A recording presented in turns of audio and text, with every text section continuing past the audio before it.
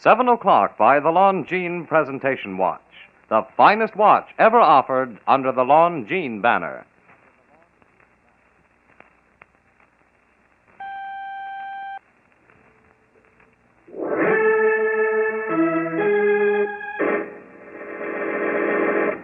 From New York City, the makers of Clipper Craft clothes for men and more than 1,200 leading retail stores from coast to coast presents Arthur Conan Doyle's immortal character, the world's most famous detective, Sherlock Holmes, starring John Stanley.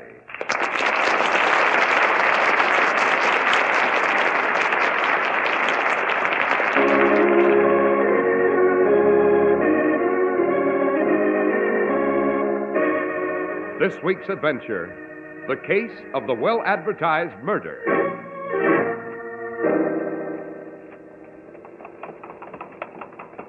By Jove, Holmes, there's Park Road and it's blocked.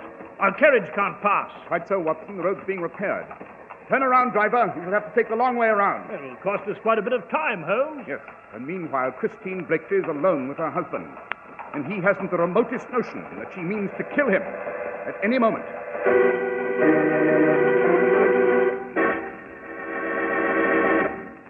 Do you mind if I take a moment, Mr. Holmes, to tell our listeners that Clipper Craft clothes are priced like sale merchandise? Just a second, Mr. Harris. My name is Behrens, and I like sales as well as the next guy. But how about the quality of these Clipper Craft clothes? Well, I'm glad you asked, Mr. Behrens, because Clipper Craft quality is superb. Luxuriously tailored, of really fine, long-wearing fabrics, and only $40 and $45. Imagine this. A truly expensive-looking Clipper Craft worsted suit costs only $45. Well, how come? That doesn't seem reasonable to me. Well, you see, Mr. Behrens, more than 1,200 of America's fine independent stores combine their purchasing power. That makes for enormous savings in production and distribution. Well, granted, but I want to see before I buy. Where do I see these Clipper Craft clothes? Right in your own community at the friendly independent store that sells Clipper Craft suits and topcoats and overcoats, too. Just you compare Clipper Craft with clothes selling for many dollars more. Thanks, I will. I like good clothes, but I like to save money, too.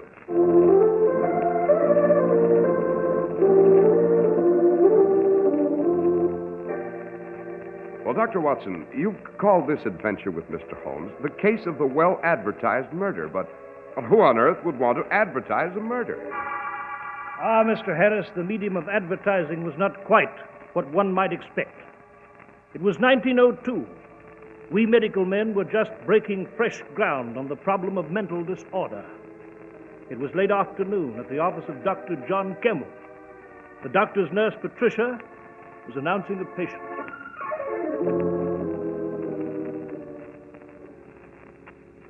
Mrs. Richard Blakely to see you, Doctor. I filled out a card for her. Oh, do bring her in, Patricia. Yes, Doctor. This way, please, Mrs. Blakely. Thank you. Sit down, Mrs. Blakely. That's it. Now, what seems to be disturbing you? Doctor, I realize that medical ethics require the presence of your nurse, but this is so confidential. Might we be alone? Well, I'm terribly sorry. The nurse must remain. Patricia's a very understanding girl, Mrs. Blakely. Dr. Campbell and I have worked together for many years, ma'am, on every conceivable type of case, so you needn't feel embarrassed. Go on, Mrs. Blakely. Well, I haven't an ordinary illness. I have an illness, I should say, of the mind. Oh, Doctor, I haven't got the courage to speak of this, to face it. Well, won't you try? I can't help you if you won't try, Mrs. Blakely.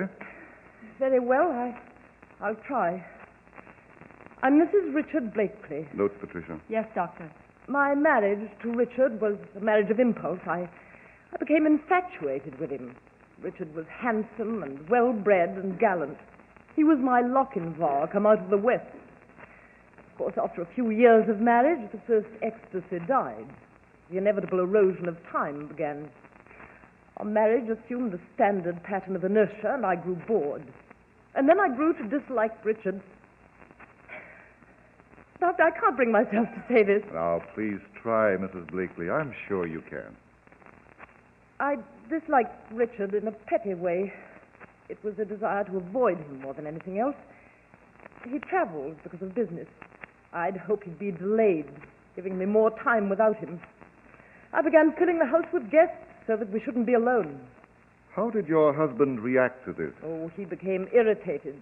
Richard is jealous and possessive. He wants to be with me constantly. Then I thought of a divorce. Uh-huh. And what did you decide? Oh, it would be hopeless. He'd never grant one. Besides, even if I succeeded, he'd follow me and haunt me and use every device imaginable to bring me back. Now, why have you come to see a physician? Well, I began reading about the new theories of that doctor in Vienna, Sigmund Freud. Ah, yes, an astounding development. Brilliant craftsman of the human psyche. I became obsessed with what sort of demons might be lurking in my own unconscious. You shouldn't be alarmed, Mrs. Blakely. Each of us has skeletons in the closet whose rattling is sometimes terrifying. Well, perhaps you can dismiss it, Doctor, but I can't.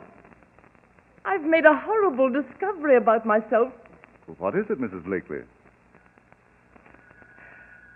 I want to kill my husband. Really? That's why I've come to you. I'm afraid of going out of my mind. I've read every word of Freud's. I have the symptoms. I've constant headaches and pressure at the back of my head and sudden palpitations of the heart. I can't sleep and my hands tremble. They're abnormally cold. And I find myself exhausted suddenly for no apparent reason. You haven't been exerting yourself physically? No. Shall I prepare for a physical examination, Doctor? In a moment, Patricia. Mrs. Blakely, this desire to murder your husband, tell me more about it, can you? Well, in the morning, when he's having his breakfast coffee, I think how easily I might poison the cup. And when we're in the underground, I think how simple it would be to push him before the train and say it was an accident. I'm on the road to insanity, Doctor. There's no doubt of it. And always, after I think of murdering Richard, I have spells. Breathing is difficult for me. I feel faint. Now, easy, Mrs. Blakely, easy. Must be something you can do. I mustn't go through with this awful thing. Bromide, Patricia, in hot water immediately. Yes, Doctor.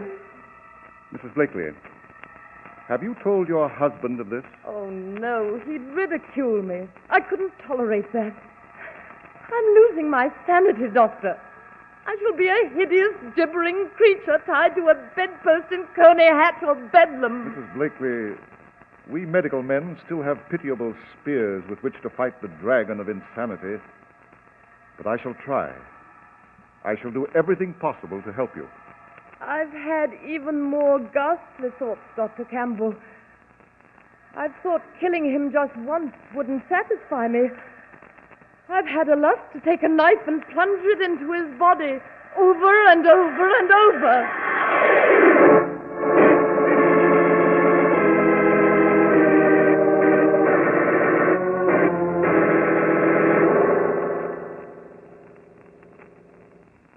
You've sent Mrs. Blakely home, Dr. Campbell? Yes, Mr. Holmes. I administered a bromide and told her to go home and rest. I didn't want to strain her any further today. Very advisable indeed. She had no idea you were coming to see me. Oh, no, none whatsoever. I'm shocked you should think I would tell Mrs. Holmes. The woman is infinitely ashamed of this fear that possesses her. And immediately after you packed her off, you came here to Baker Street? Well, I made just one stop to see a patient at Upper Gloucester Place. I've a confession, Mr. Holmes. Oh? I've come to tell you about this case as fast as I could because the great psychoanalyst Sigmund Freud of Vienna is attracting a great deal of attention. But we doctors are still quite helpless in the face of mental aberration. You agree, Dr. Watson? Unquestionably. You see, Freud has opened a door for our profession, but we've years of research ahead. I thought you might advise me, Mr. Holmes. It's so dangerous a situation. Yes. Dr. Campbell, are you at all familiar with Mrs. Blakely's home? Her family, her husband, perhaps? Oh, no. This afternoon was the first time I'd ever seen or heard of Christine Blakely. Oh, tragic figure, that woman. I wouldn't admit it to her, but I do believe she's on the verge of losing her mind. And of murdering her husband. You've been shockingly careless, Doctor. Fetch your things, Watson. I've what? Where are we off to her? Mrs. Blakely's house. Immediately. Well, I wouldn't disturb her now, Mr. Holmes. She's so distracted. Now, perhaps tomorrow No, we must see her tonight. She must be removed from the house before she has further opportunities for murdering Richard Blakely. As a matter of fact, we've lost precious time already. Where is Mrs. Blakely's residence, Dr. Campbell? Across Regent's Park, St. James Terrace. We'll fetch a carriage and hurry over. Well, the quickest way is by Park Road, past Hanover Gate. Right you are, Dr. Watson. I'm ready, Holmes. Then quickly, gentlemen, quickly.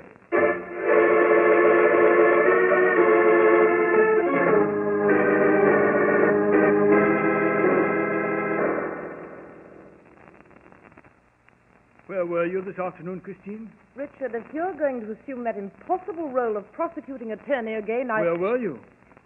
Shopping. You're lying. I was shopping. Now, will you finish your dinner? The roast will be cold. Tell me the truth. If you don't stop persecuting Were you me... with a man? Richard. Christine, I know you so well. You're the cool, statuesque mistress of the household. But in your heart of hearts, you're a cheap, scheming little... You foul mouth! Does it please you to slap my face? Does it add to your feeling of superiority? Spit out, Christine. I know what you really are. Well, then why don't you do what any man with pride would do and get out?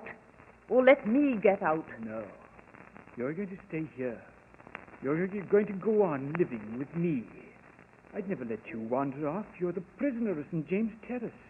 It's humiliating and unbearable to you, and that is just what I want.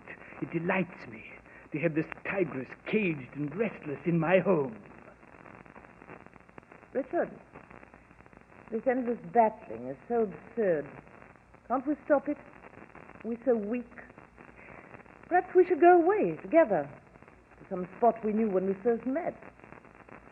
Do you think so?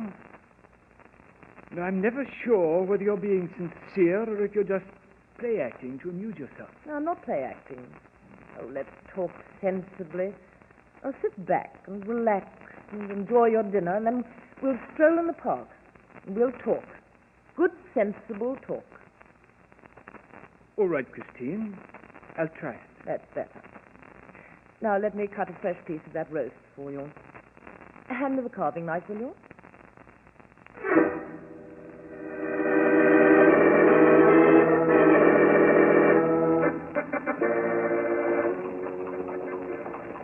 By Jove, Holmes, there's Park Road. And look, it's blocked. Quite so, Watson. It's being repaired. You see the sign? It's blocked as far as Hanover Gate. We shall have to turn about, Mr. Holmes. We'll have to take Marylebone Road to York Gate and cross the park on the outer circle. Yes, Dr. Campbell. Turn around, driver. Make for Marylebone Road. Hurry! It'll cost us quite a bit of time, confound it. Yes, and meanwhile, Christine Blakely is alone with her husband, and he has the remotest notion that she means to kill him at any moment.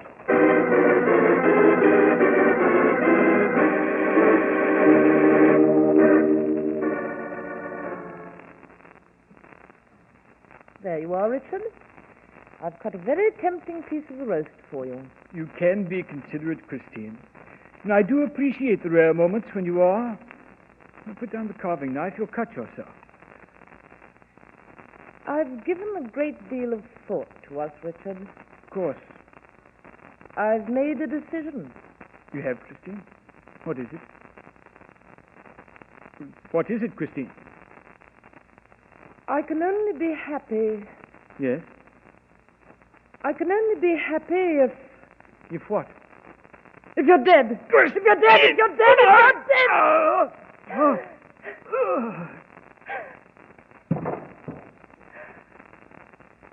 I feel much better now, Richard.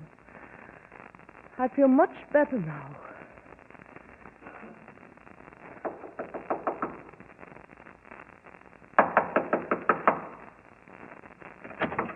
Mrs. Blakely, good Lord! We're too late, Dr. Campbell. Holmes, don't tell me this. Oh. Mrs. Blakely. Who are you? I'm Dr. Campbell. You must recognize me. You visited my office late this afternoon.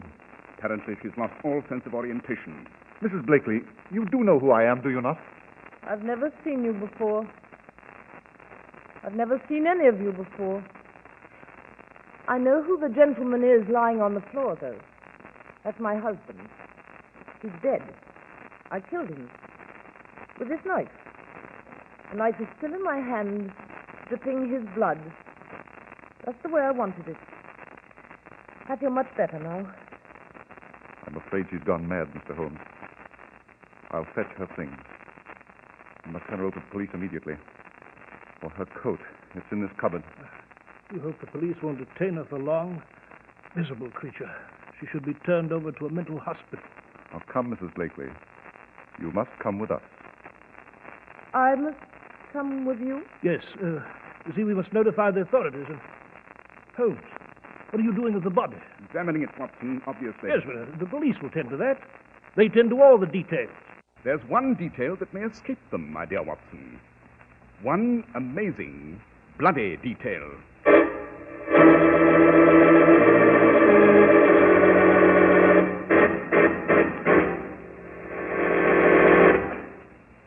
Look, Mr. Barons, let's hold that detail a minute. I'd like to talk to you some more. About Clippercraft clothes? Why, say, you've already sold me. But did I tell you about the You mean fact how that- over 1,200 fine independent stores from coast to coast gang up their buying power? Yes, and combine on manufacturing and distribution so that they can give values that are simply fabulous. Sure, I know. That's why Clippercraft top coats and overcoats look so expensive. But actually, Clippercraft top coats and overcoats only cost $40 to $47.50. Oh, I was coming to that. They're a terrific buy. Zipper lining top coats and those smart Clippercraft overcoats. You've really got to see them to believe they're only $40 to $47.50. That's why men who know insist on Clippercraft clothes. So be sure to visit the Clippercraft store in your city. These leading stores in the metropolitan area are proud to add their names to Clippercraft in your suits, top coats, and overcoats.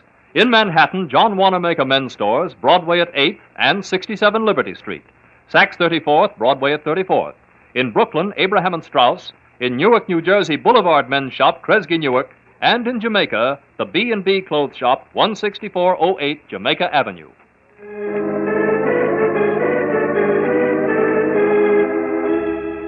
Well, Dr. Watson, we're terribly anxious to learn what the astonishing detail was that Mr. Holmes thought might escape the police. Yes, of course, Mr. Harris. Well, sir, Holmes, as usual, refused to elaborate at that point. We notified the police. They removed Richard Blakely's body. Mrs. Blakely, now clearly deranged, was conducted to a prison cell. There was a careful investigation. Finally, she was committed to Bedlam, that awful asylum for the insane in Kent. You know, I'd regarded the case as a simple tragedy that had moved to its inevitable end. But not Holmes. He paid a visit to Mrs. Blakely in her room at Bedlam.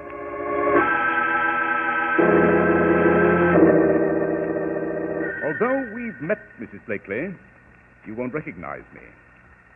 I am Mr. Sherlock Holmes. Yes, they mentioned your name to me. I don't seem to recall what your profession was, Mr. Holmes. I frankly don't recall who you are other than the name. Mine is the profession of criminal detection, Mrs. Blakely. You're with the police? Not at all. I function entirely upon my own. I've no official position, no staff. I've no weapons, other than my brain. A more than satisfactory arsenal, I find. And is there something I can do for you, Mr. Holmes? I have an insatiate curiosity, Mrs. Blakely. I wanted to inquire further about your husband's death. Well, really, unless this is absolutely necessary. I merely wanted to ask if you could recall the exact sequence of events, beginning with the moment when you returned to your home after leaving Dr. Campbell's office. Oh, please don't ask me to do that. I'll become ill again. Why do you ask that question? Simply my own desire to understand every crime in which I'm involved. The last minute design of the grotesque pattern. Well, I really don't remember much. When I came home, all sorts of thoughts ran through my mind. My visit to Dr. Campbell that afternoon, the fact that he was on the way with you, but that I could defeat everyone by killing Richard then and there. Oh, please, unless it's most urgent, I can't reenact that awful night. I just can't. Very well, Mrs. Blakely. I regret disturbing you. I thought they were finished with me. I thought they'd allow me to rest. You're like desert birds picking ghoulishly at the dead. It's over, and it had best be forgotten. Had it, Mrs. Blakely?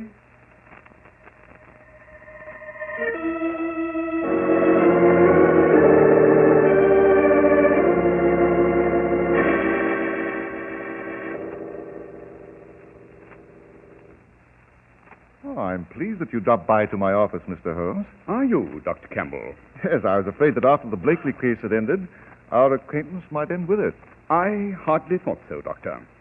Oh, sit down, won't you? Thank you. Is there some matter on which I may be of assistance, or is this just a social call? I do not pay social calls, Doctor. My time is much too valuable to be dissipated upon the amenities of more conventional men. Then what is wrong, Mr. Holmes? I've just come from a visit to Mrs. Blakely at the hospital. Oh, how is she? Just as sane as ever.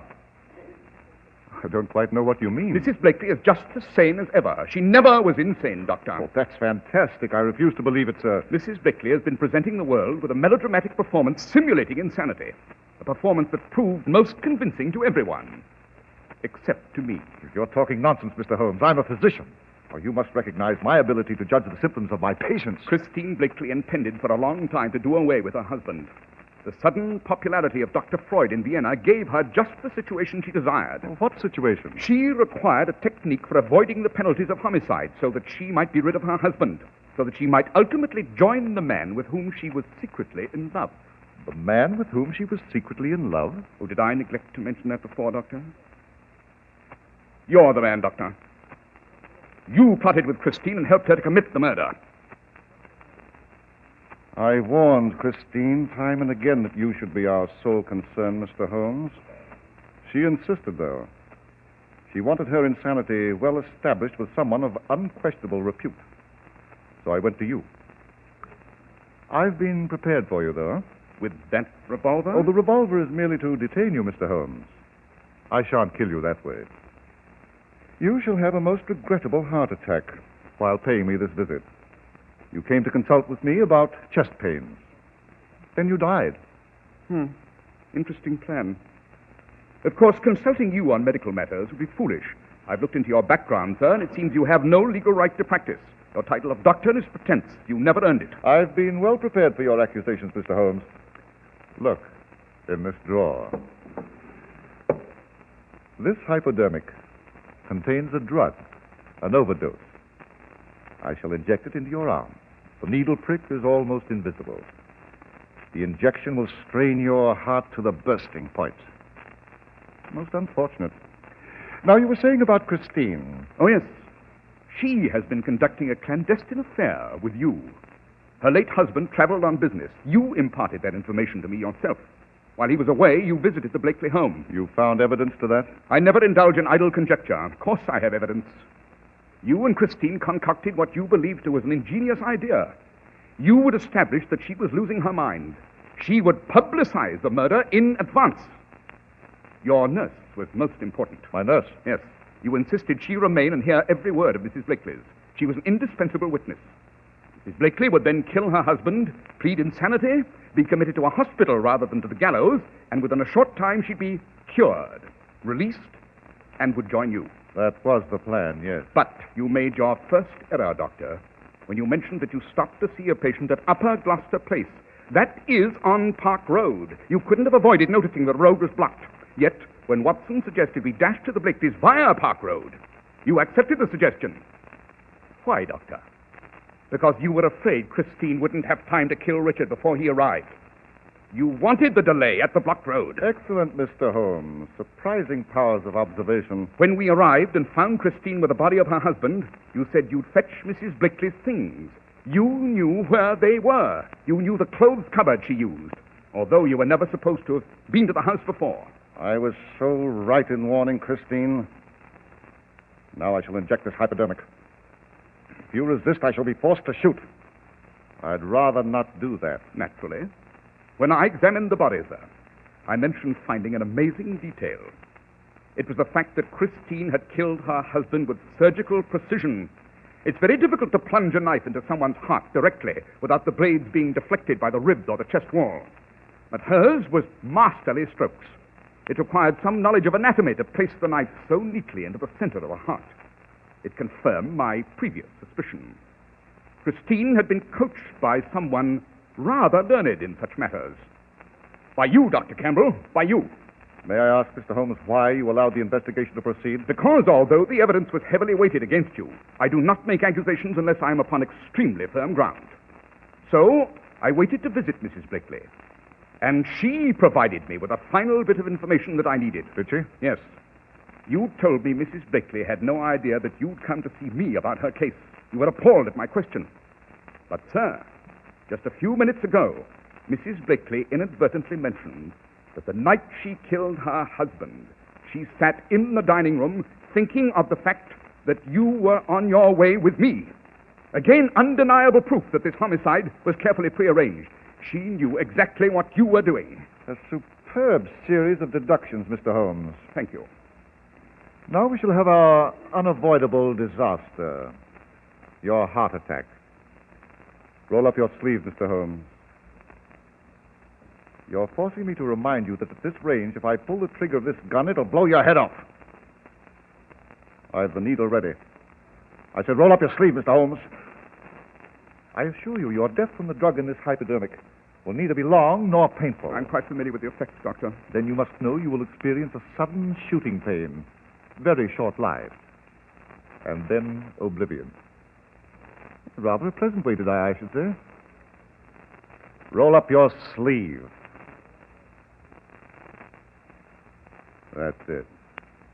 Now raise your arm. Raise your arm. I'll just take this needle this way. Find a vein. Clench your fist, Mr. Holmes. Good. Good. Now the needle so. Drop that needle, Dr. Campbell. Dr. Watson! Inspector Lestrade of Scotland Yard is with me, Doctor. I'll take that gun, Dr. Campbell. I began to believe you'd never step inside, Watson. Campbell, give your gun to Inspector Lestrade. Come on. Come on. No! No! Oh, my hand! I'll take that gun. There we are. I took the precaution, Dr. Campbell, of posting Watson and Lestrade just outside your door. Did you overhear every word, Lestrade? Every word, Holmes. I'll have plenty to tell him in the courtroom. The police should be very grateful to you, Holmes. Very grateful. As always, Lestrade. As always.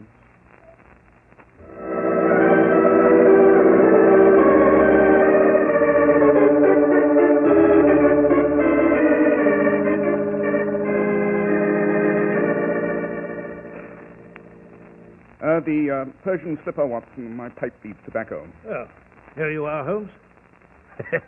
Nothing quite like the armchair here at Baker Street, eh? You know, I've seen in the newspapers that Dr. Campbell, Mrs. Blakely, will go on trial next week. Both for premeditated murder. Excellent. A full-blown trial with a noose in the offing. None of your gentle medical inquiries into the dark recesses of Christine Blakely's mind. Amazing, Holmes, amazing. The facility with which you take a seemingly clear-cut case of insanity and prove that it was a scientifically outlined murder. By George, you know, there may have been countless other cases that passed unnoticed, and the killer's now scot-free. Conceivable, don't you think, Holmes? A murder that defies cold logic? It is beyond understanding? I beg to differ, my dear Watson. Any murder that defies explanation just requires time for me to smoke and think. To me, a case that's supposedly beyond human understanding is simply a three-pipe case. Match, please, Watson.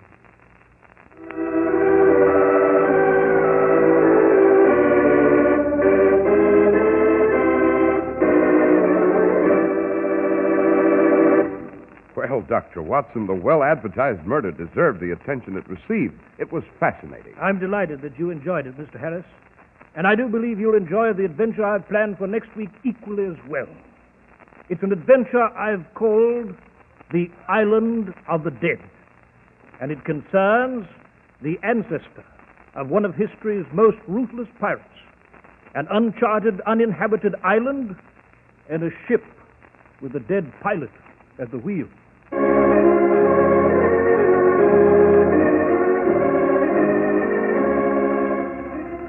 The makers of Clippercraft clothes and more than 1,200 stores from coast to coast have brought you another in the new series of broadcasts featuring the world's most famous detective, Sherlock Holmes. Our stories are based upon the character Sherlock Holmes, created by Sir Arthur Conan Doyle, and the program is produced and directed by Basil Lockran. Sherlock Holmes is played by John Stanley, Dr. Watson by George Spelton. Christine was played by Rita Vale. This week's story was written by Howard Merrill with special music by Albert Berman. If you don't know your Clippercraft dealer, write Clippercraft, 200 Fifth Avenue, New York City. Be sure to listen next week to Sherlock Holmes in the Island of the Dead.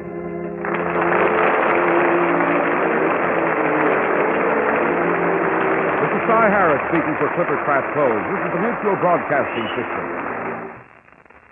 Next, it's Behind the Front Page with Gabriel Heater. Send your merchandise and Christmas gifts the fast way. Use Eastern Airlines Air Parcel Post Services. Packages up to 70 pounds. Contact your local post office for details.